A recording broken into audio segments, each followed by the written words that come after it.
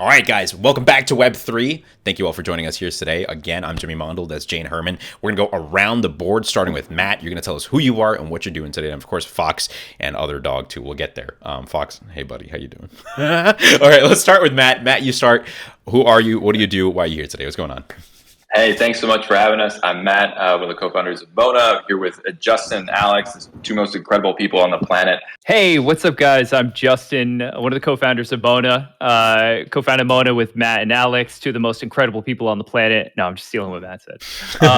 But yeah, no, really, we're excited to dive in and tell you all about what we're doing. Hey, I'm Alex. I'm one of the co-founders of Mona. I work with Matt and Justin. They are two of the most incredible human beings in the world.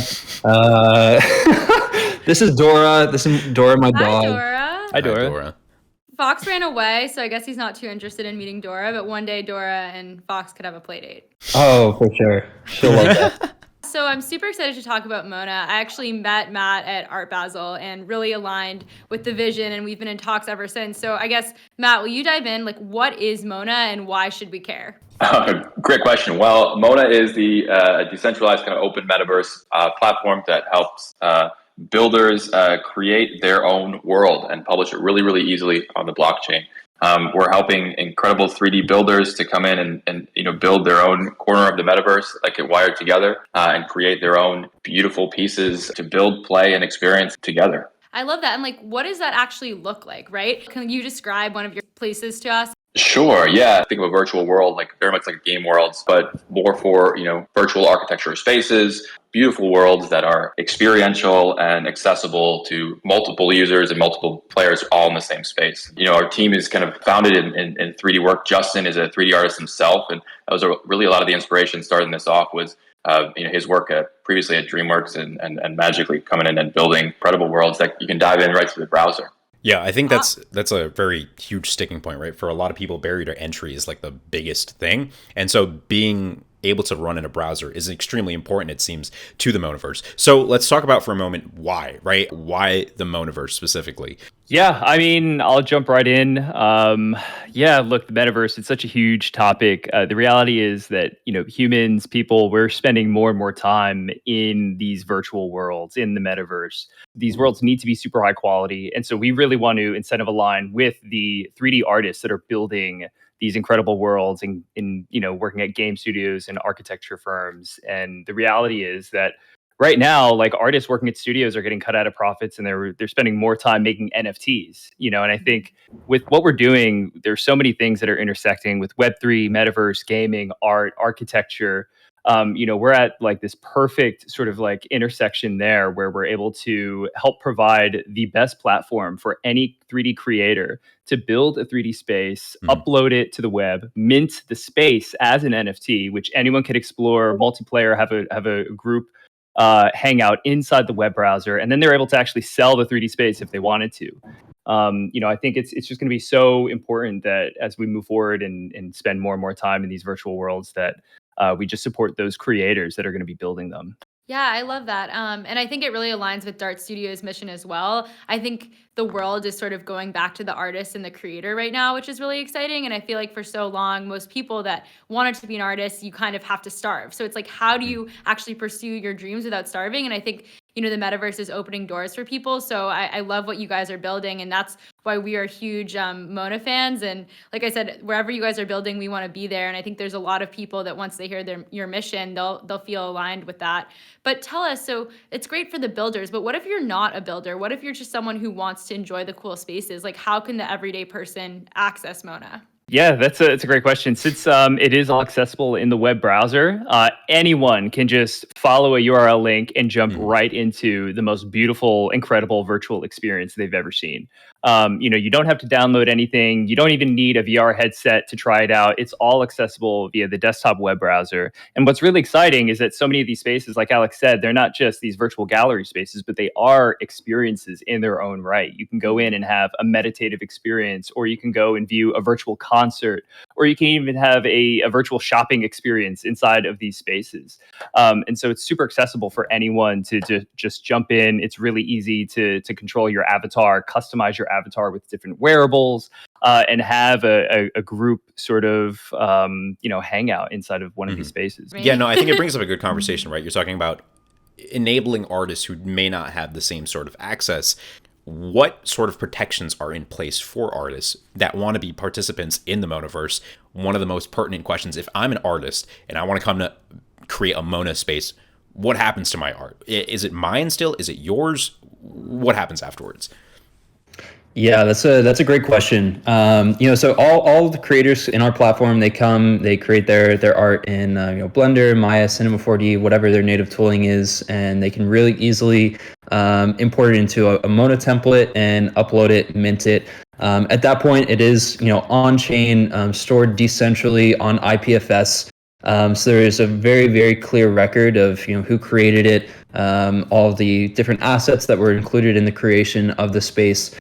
So content attribution is really clear, and it's a an important part of Mona that we hope to keep iterating on and keep improving.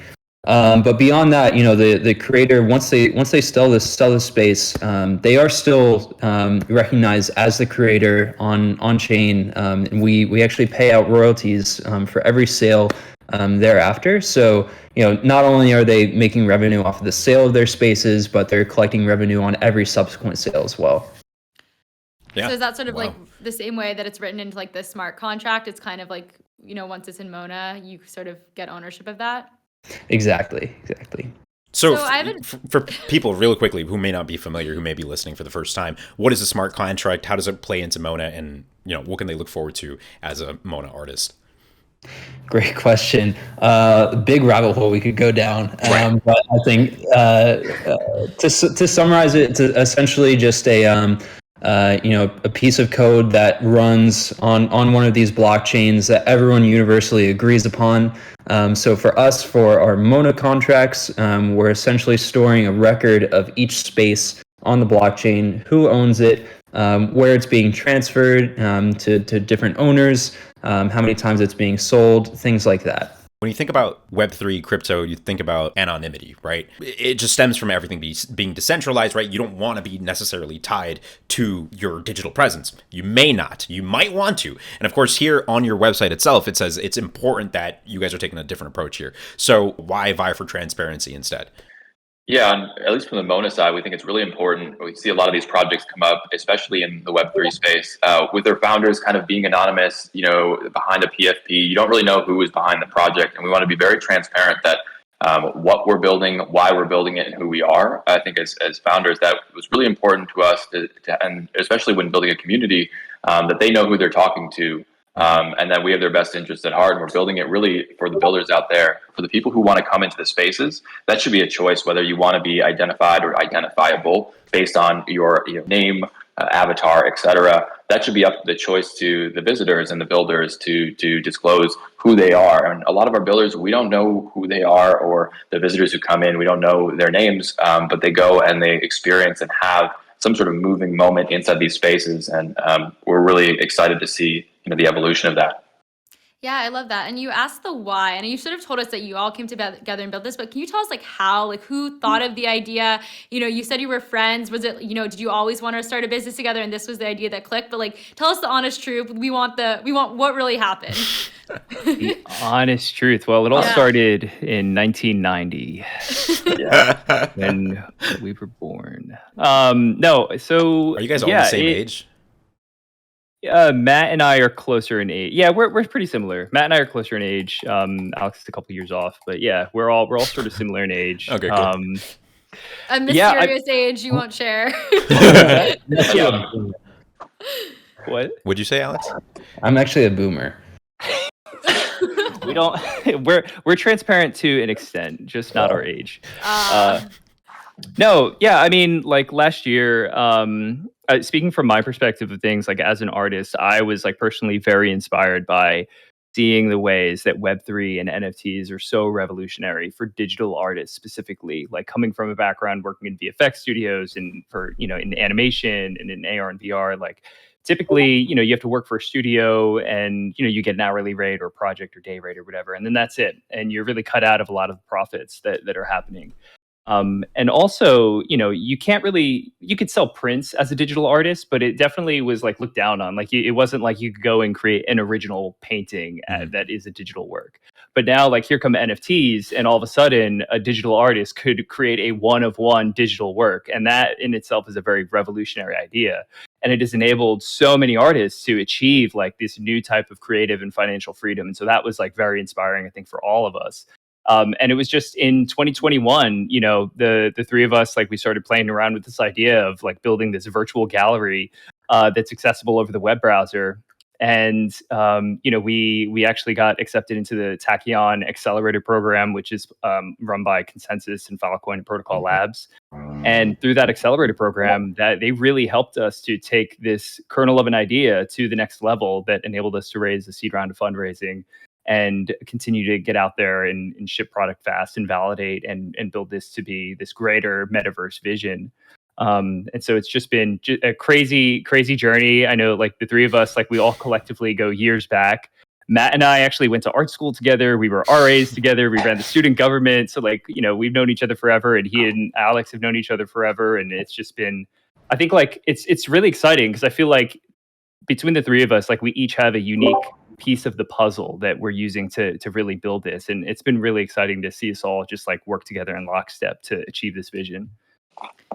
Yeah, that's awesome. And I think it's great, working with people and you trust. Like Jimmy and I, for example, we used to work together and we always had a dream of having a show one day. And sometimes you sort of need to take ownership and really do that for yourselves. And I think working with your friends, even though there's certain my friends I would never work with, but if you have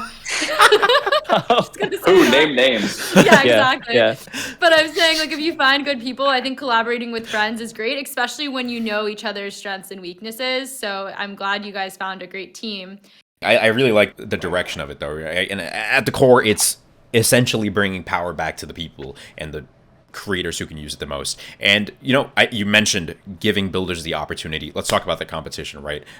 Give us the rundown, whoever wants to take that. This is unlike any other art competition. I think typically, like, in the art world, as a designer, you look at a competition, you're like, it seems like it's free work. A lot of times people will sponsor a competition just to get as many like free designs out of people as possible. And this is not that. So we did this in October. We actually, with our sponsor, Protocol Labs and Filecoin, they sponsored a $250,000 build-a-thon where it was a reverse auction style format. So as Alex said, in Mona, everything an artist creates, the artist owns it. We don't own it. The only person who owns it is the artist who creates it and mints it. And so with the competition, or this build-a-thon, we like to call it, the sponsor, Protocol Labs, in October, they pledged to purchase a set number of spaces that were built during the month of October for a total of $250,000. And so the top 3 spaces were actually purchased for $30,000 each. And we had different prize tiers that sort of trickled down from there. So we're doing that again now in the month of January, where it's a $250,000 build-a-thon, again, sponsored by Protocol Labs. And at the end of it, by the end of the month, we're estimating hundreds of new metaverse spaces that are going to be available. And it's going to be reverse auction format where the spaces will go up for auction and Protocol Labs, the sponsor, will actually place bids in the winning prize amounts for the spaces. But other collectors will actually be able to come in and outbid them. So essentially the winners could end up walking away with more money for their space, depending on how many collectors come in and bid. But it's a really exciting opportunity. The first time we did this, so many artists were new to Web3. It was the first time they had a wallet, first time they had their NFT, right? New to building in the metaverse. And some of the prize winners, it was a life-changing amount of money for these artists, and it really gave them hope for this like new type of future for their creativity. And so this time around, we're just doing the same competition. The rules are a little bit different, where we have 3 themes. The themes are sort of open to loose interpretation, but we're encouraging artists to build spaces that are meant to gather in and hang out with friends, spaces that are meant to display your art and build a gallery or museum space, or spaces to perform in. And so spaces that are more tuned to music performances, live performances of any kind. And so within those parameters, you're able to build any type of world that you want. And you can build and submit as many worlds as you want by the end of the month, by the end of January, and then you'll be eligible to win a prize. And it's just going to be life-changing for so many artists. We're seeing so many incredible submissions come through. Matt or Alex, I mean, the builds are insane, right? It's crazy. In my mind, coming from an esports background, I naturally go to esports is already completely online. It only makes sense that you would have a space that's already online that you could even further interact with, like Twitch, but even more robust. You know what I mean? So what does the future of entertainment and the future of hanging out and the future of interacting on a large scale look like within a Mona space? Yeah, that's a great question. On our end, we're really trying to curate these spaces and what you can do inside of these spaces to community building. We have a few like electronic artists coming in, starting to purchase spaces and token gate to those spaces, and want to use those for like live performances, video streaming. You can even do stuff with like spatial audio, experimenting with that, which is really cool. You can currently use them for like really simple hangouts. You can invite your friends, have audio chats, walk around with your avatars, things like that. We want to continue going down that route of optimizing for community building. But beyond that, like all these spaces are decentralized. All the data for them is decentralized. Mona doesn't own them, so we actually want to roll out tools for other builders and developers to come in and start creating experiences on top of these, because we get wild requests like, oh, could you build out like an FPS for my space, or like sure. I don't know, man. Yes. You said spatial audio. You already know where my mind is. Like. So ultimately, we want to enable developers to come in and build whatever experience they want on top of these spaces. Whether it be an FPS or a hangout space or otherwise. Things, a few things coming later in 2022, but really want to open it up for people to do whatever they want with their space. I'm a big fan of manifesting. If you just say it here on the podcast, like, what would be your dream partnership for Mona that you really think would take it to the next level if the sky was the limit? We'll start with Matt, Justin, and then we'll go to Alex. I don't know if we can sync this one up, guys, but I personally believe to take this project to the next level, we are in need of Marshall Mathers. Yes, I absolutely agree with that. I was expecting 50 Cent, I'm not going to lie, but tell me why Marshall Mathers. He just gets it. He just gets it. So if you're listening, we're looking for you. We've tried to reach you. We're here. Let's talk. They're coming for you, Eminem. I might have to double down on Marshall Mathers. You guys have one brain. That's the case. 3 guys, one brain. Don't Google that. Don't Google that. Our entire seed round during fundraising, every conversation is like, how can we help? Just get us to Marshall Mathers. That was our only ask. I feel that. I mean, Jimmy and I feel very similarly about Snoop Dogg, just because our interests are both in crypto and cannabis. That was my background in working the cannabis space, so I feel you there. Oh man, I can't follow that. I mean, okay, no, really, like all jokes aside, like we really would like to partner with Marshall Mathers. Like he gets it. He's in the NFT space. I'm pretty sure he's on the board of Maker's Place. Like we're really like would be down to collaborate with Marshall Mathers. You know what? It would be really great is collaborating with more world-class architects, from different, just like world-class architecture studios, right. And artists that are creating like really experiential like works. I would love to see, like, there's so much opportunity for what we're doing to create even just experiences, and not just spaces that are meant for like a certain utility, but just an experience that you can go to and just for the sake of the experience, right? So partnering with artists like Yayoi Kusama or James Terrell, like a partnership like that, I think would really elevate what we're doing and open the door to so many other possibilities. And that's ultimately the most powerful thing about it. We're empowering artists to just create cool shit at the end of the day and have a place to show it off. And so, it's the beginning of something great. And of course, we're just in the formative years of it. But of course, as time goes on, things will continue to develop. And, more than anything, we want to say thanks for joining us here tonight. We love the builders, and we love you guys. Thanks so much for having us on. Absolutely. Yeah. Thank you guys. Of course.